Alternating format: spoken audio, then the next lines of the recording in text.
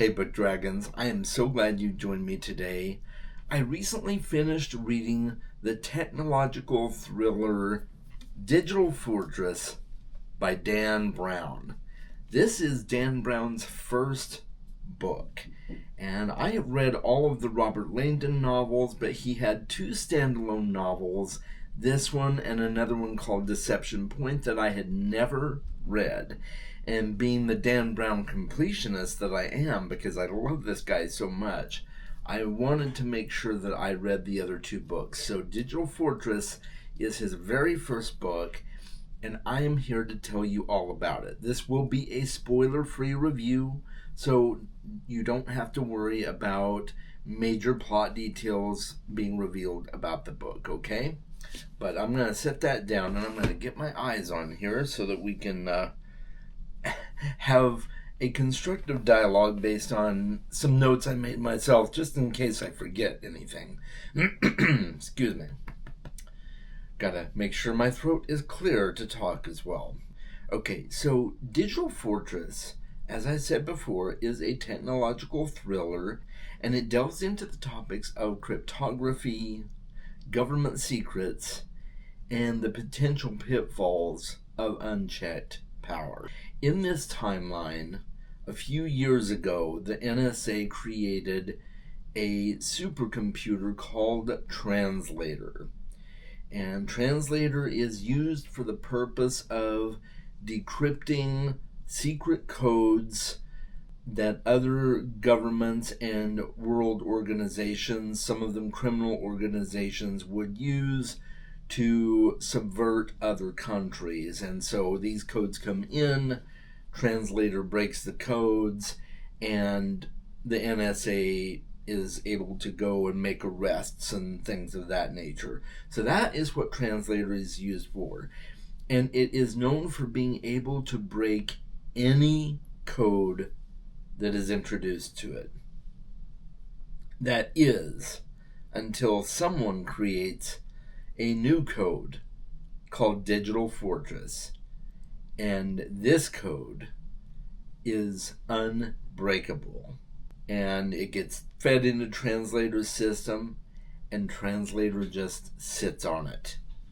And it goes on for hours and days and cannot break it.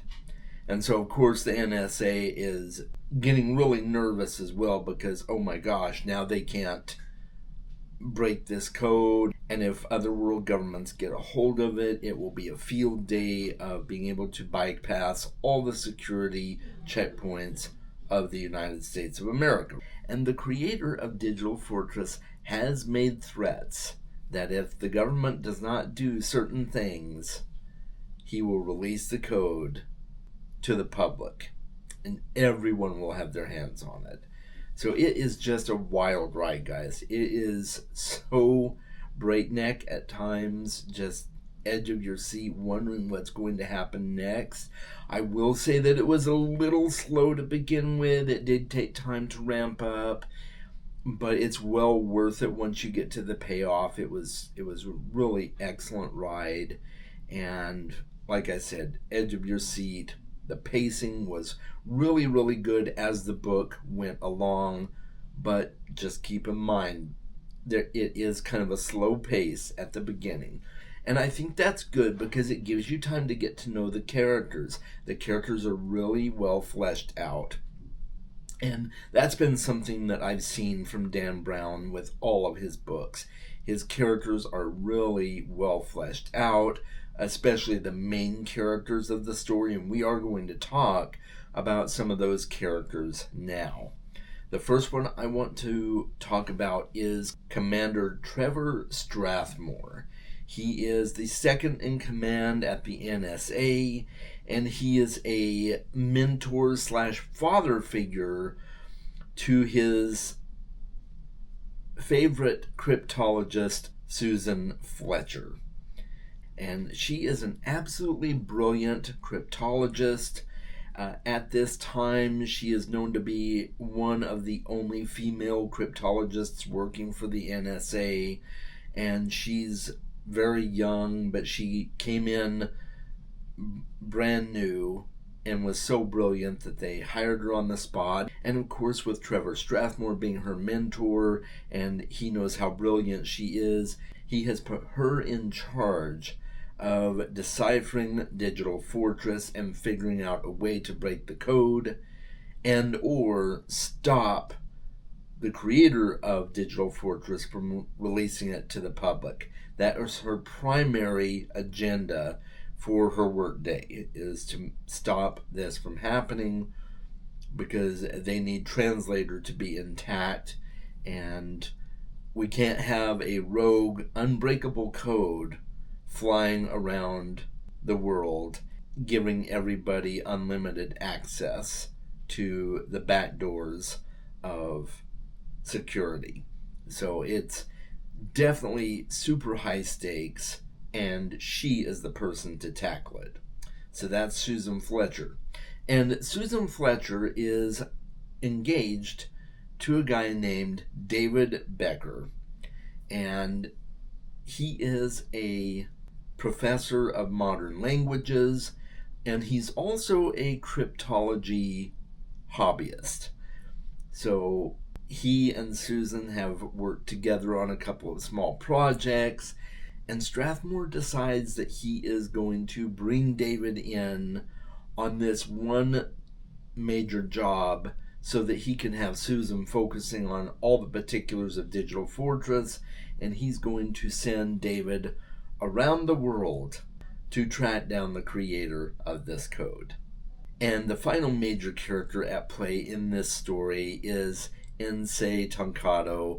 He is a disabled Japanese man who is a former NSA employee, and he has created Digital Fortress because he does not think that the government should have unchecked power when it comes to surveillance and hiding secrets from the American public.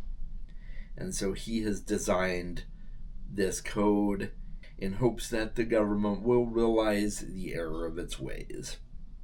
So those are the four major players in the book. There are other characters, but I'm not going to go into detail with them in this review. But when you read the book, you will meet some of the other characters in the book. It is a smaller cast of characters, so that's good. You're not having to deal with 15, 20 different characters that you're trying to keep tabs on. It's really these main four characters and a handful of other side characters.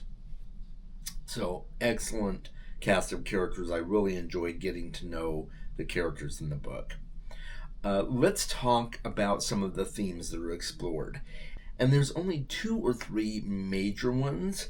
The first one is the balance between privacy and national security. How far do we go to protect national security before it starts infringing upon the rights and freedoms of the people that live in the country?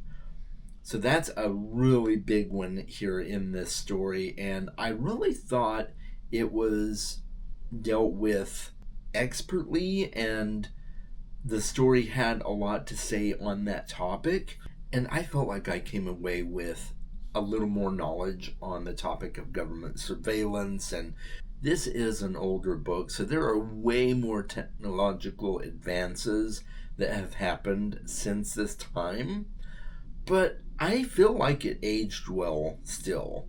And so that was really interesting to me to explore the dichotomy between those two subjects: freedom of the American people versus protecting national security. And along those lines, it heavily explored the topic of the ethics of government surveillance. And I kind of already talked about that a little bit, so I'm not going to go into detail here, but that goes along with that whole dichotomy of the freedom of people versus protecting national security. So, but government surveillance is a big one, right? I mean, do we let the government keep tabs on our email and our text messages and different things like that? How far should we let the government go before we've just completely lost all freedoms? So that topic was heavily explored in this book, and I thought it was really well done. And then the other one is government accountability. So it all kind of comes back to that ethical question of how much power should the government have and how much accountability should the government have. And of course, Ensei Tancado thought that the government should be extremely accountable. I would agree. But there is that balance, and where do we find that balance, and where do we draw that line? Those topics were handled in great detail in this book, and I think it was very, very well done. So let's talk about my rating for the book. I'd give it a thumbs up, and normally I would give top marks to Dan Brown. I'm a huge fan of his, but this was just a little bit lower on the totem pole for me as far as my unequivocal enjoyment of the book. I thoroughly enjoyed it for the most part. There was just that initial getting into the story that was a little bit slower paced, and it doesn't mean I didn't enjoy it. It just took me a while to get into the story. More so than I have with other Dan Brown books. And so I'm only giving it slightly lower because of that. I did really enjoy it, and it gets a huge thumbs up from me, maybe even 2 thumbs up from me, but not quite the big heart. I would definitely read it again, and I highly recommend that you read it. So if you're watching this video and you've been wondering if this is a good book for you to read, absolutely. It is a fantastic book. I highly recommend that you try it out. And I would love to know in the comments, have you read the book? Is it something that you enjoyed? What were your thoughts on it? Keep it spoiler free. I will put a spoiler comment section in the comments below. I'll just pin a comment so that we can talk spoilers. But otherwise, keep it spoiler free. And if you have not read the book, does this review make you want to read the book more? Have you been looking for a review for the book and just waiting for that to come out to help you decide if it's worth your time? If that's you, it's worth your time. I think it is. So that's the end of my review for Digital Fortress by Dan Brown. I hope you guys have an awesome day. Make sure you're reading more books, and if you want to watch more of my content, there's some suggestions here at the end of this video.